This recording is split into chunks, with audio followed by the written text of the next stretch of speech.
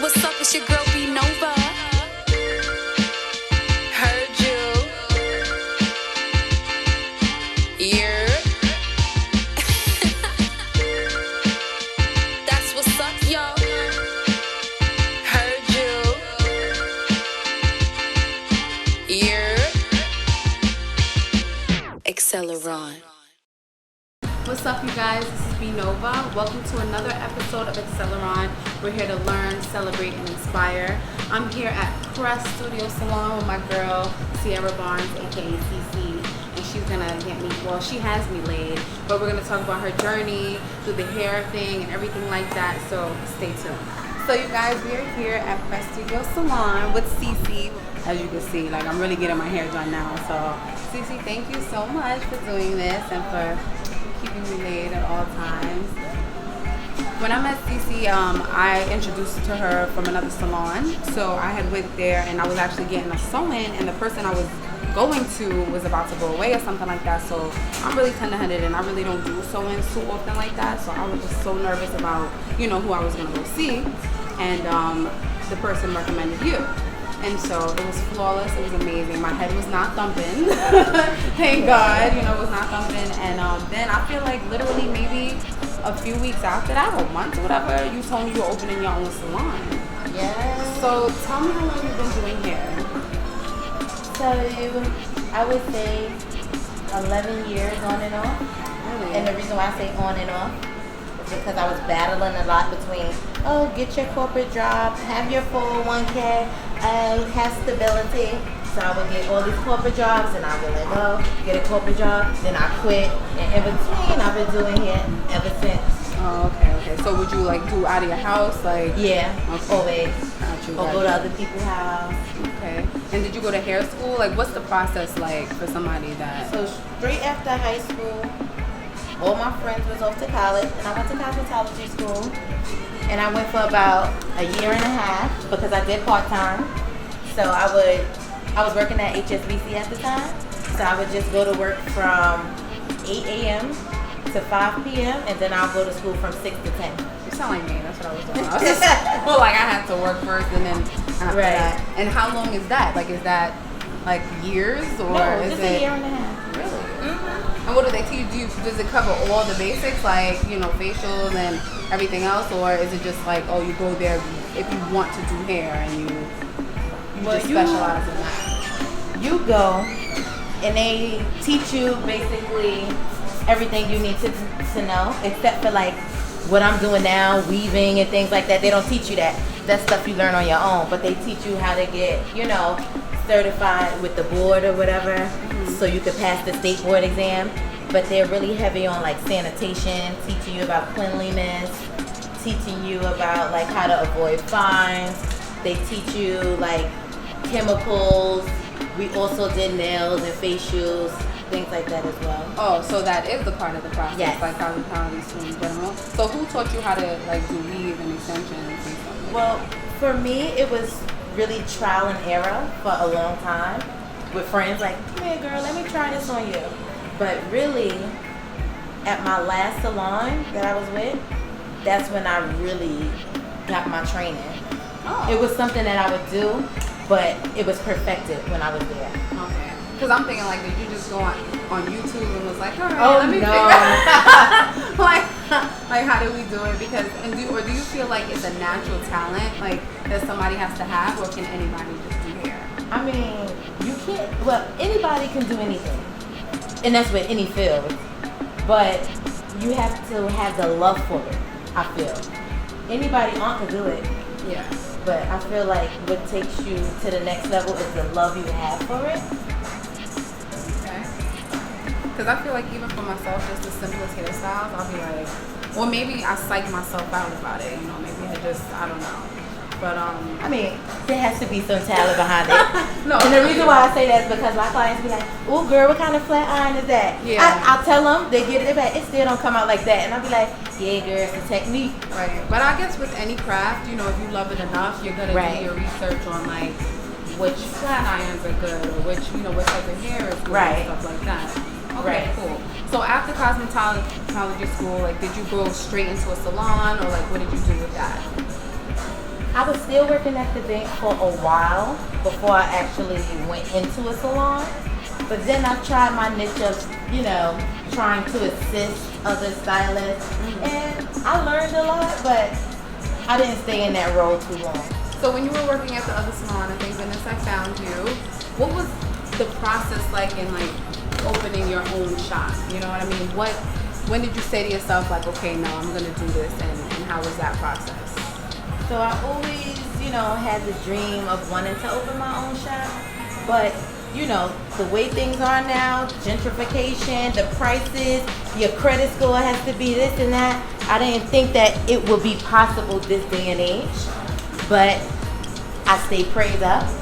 I prayed about it until it manifested, and I just knew that at the end of the day, if this is where God needs me to be, He's going to allow me to get there, and nothing is going to stand in my way. And that's exactly what happened, because I didn't have perfect credit.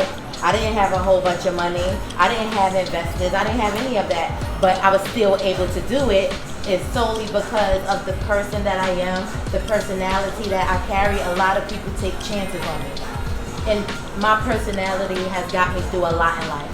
Oh, and you do have a personality. Yeah. I'm telling you, I was scared. I was like, I don't know, like I want my head to be thumping, but literally, like I found her, and then she was opening her salon. And I will say, the main thing about CeCe that I like and that I can respect is that I get my hair done pretty often, maybe like at least once a week, and every time I've come back, it's just been an upgrade.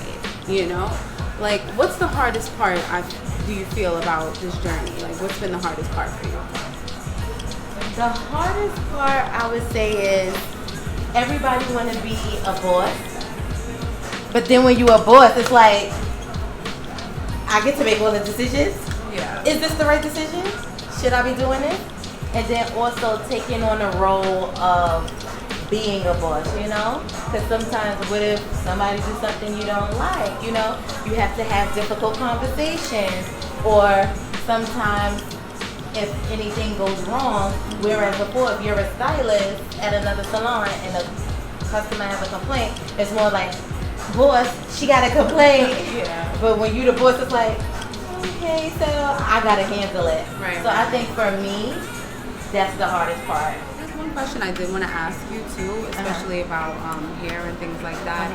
A lot of the things that I see, or the dialogue that I see on Twitter, is about like how a lot of these salons, like they want you to come with your hair washed already and blow dried and stuff. How do you feel about that? Like, do you feel like that's okay? Is that a thing? Or no, I hate it. Number one, that's the YouTubers you see. Okay. Okay. The reason, a lot of the reasons why girls want you to come with your hair done, already washed and stuff, is they're probably doing hair at the house, and they don't want to have you crouched over at the sink. Yeah. Or a lot of girls don't want to deal with natural African American hair, because it's more time consuming, it's more coarse, so that sometimes they'll rather you come with it clean. Do I like it? Absolutely not. Because that's something that the last salon I was at, they live by. Oh, if you come with your hair already clean, then you pay this.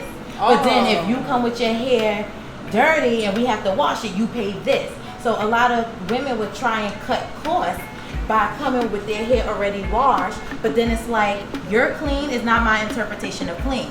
I still see flakes in your scalp. You put gel on your edges this morning, your hair is not clean. And then that's where the argument came in. Well, I don't want to pay this, I only bought this amount. So I've said, when I open my own salon, the wash will be included in the pricing, because my interpretation of clean is different from everyone else's. Especially the girls who be like, oh please, I gotta wash this at 2 weeks ago.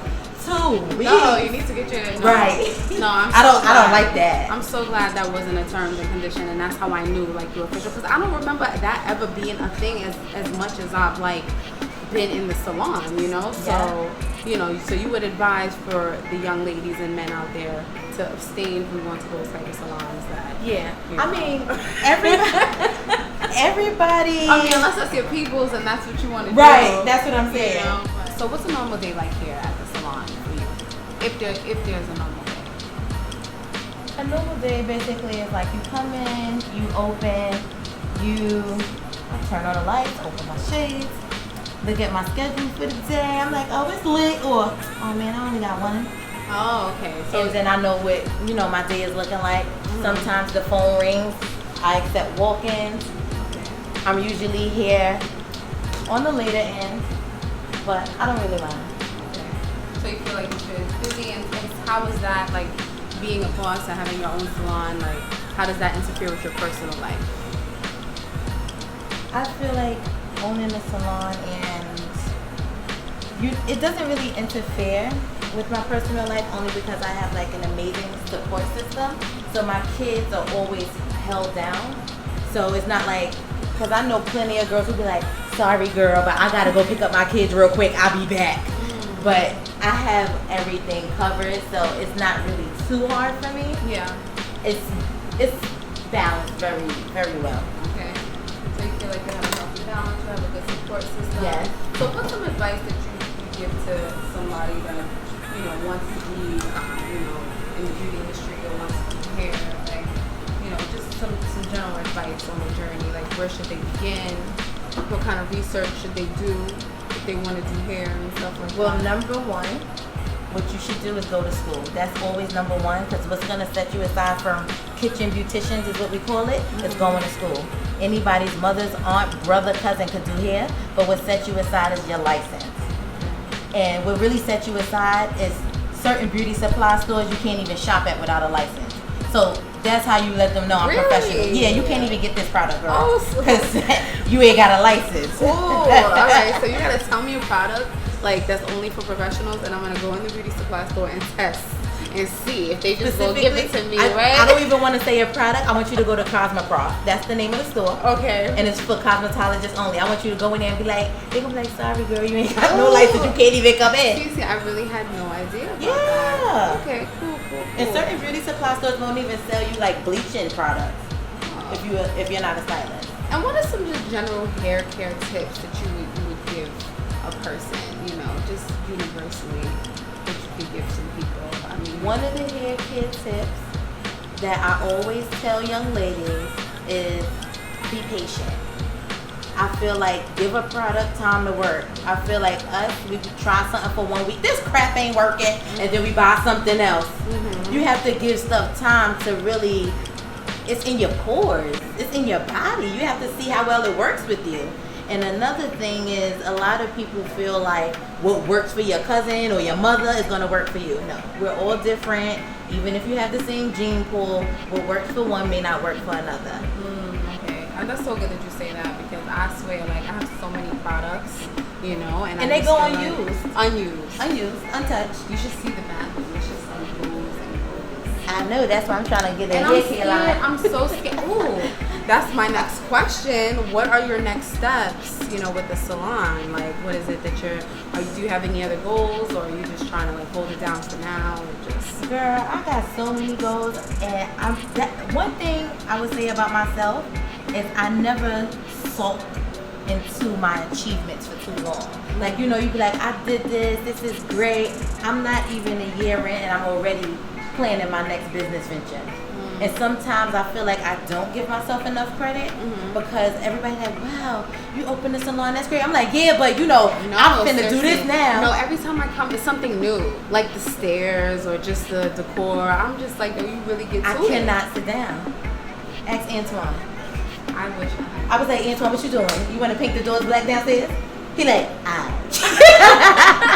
I love that. I love that. So let the people know where they can find you.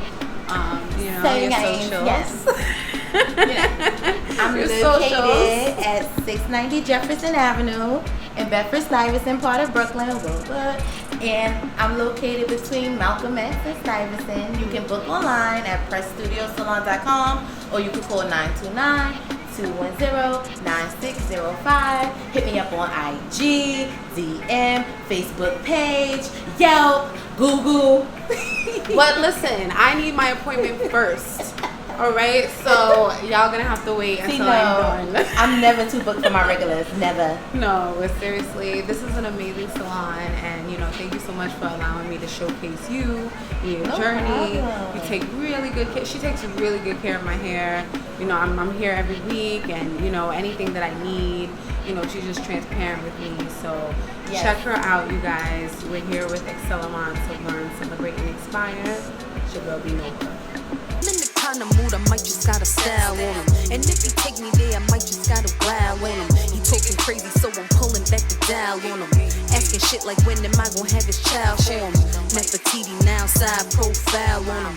Flipped up on the ass, I'm on bows on him. And if a nigga try to flex, I won't even trip. Hop out the whip and hand him a pink slip. They